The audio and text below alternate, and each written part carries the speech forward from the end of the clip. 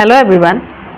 এবাৰ স্বামী বিবেকানন্দ বিদেশলৈ যেতিয়া গৈছিলে তেতিয়া তাত তেখেতক স্বাগতম জনাবলৈ অহা মানুহে তেখেতৰ ফালে হাতখন এনেকৈ আগবঢ়াই হেল্ল' বুলি ক'লে।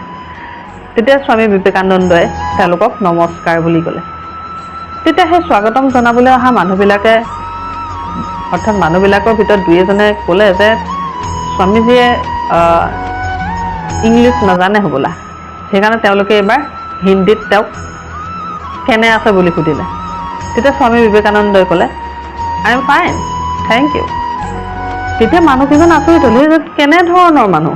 আমি যেতিয়া তেওঁক ইংলিছত সুধিছোঁ তেওঁ উত্তৰটো হিন্দীত দিছে, আৰু যেতিয়া হিন্দীত সুধিছোঁ তেওঁ আমাক ইংলিছত উত্তৰটো দিছে। এই বিষয়ে তেওঁলোকে বিবেকানন্দক সুধিলে যে এনে কৰাৰ কাৰণটো কি।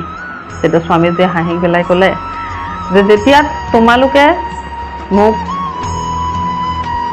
অৰ্থাৎ তোমালোকে যেতিয়া তোমালোকৰ মাক সন্মান কৰিলা তেতিয়া মই মোৰ মাক সন্মান কৰিলোঁ, আৰু যেতিয়া তোমালোকে মোৰ মাক সন্মান কৰিলা তেতিয়া মই তোমালোকৰ মাক সন্মান কৰিলোঁ। এটা সৰু কাহিনী, কিন্তু ই এটা বস্তুৱে শিকায় যে আমি কেতিয়াও নিজৰ ভেলুটো কমাই দিব নালাগে। আৰু ছেকেণ্ডতে নিজৰ মাতৃভাষাক সদায় সন্মান জনাব লাগে। লাগিলে আপুনি য'তেই নাথাকক কিয়, নিজৰ মাতৃভাষাক কেতিয়াও পাহৰি যাব নালাগে, সদায় সন্মান জনাব লাগে। Thank U.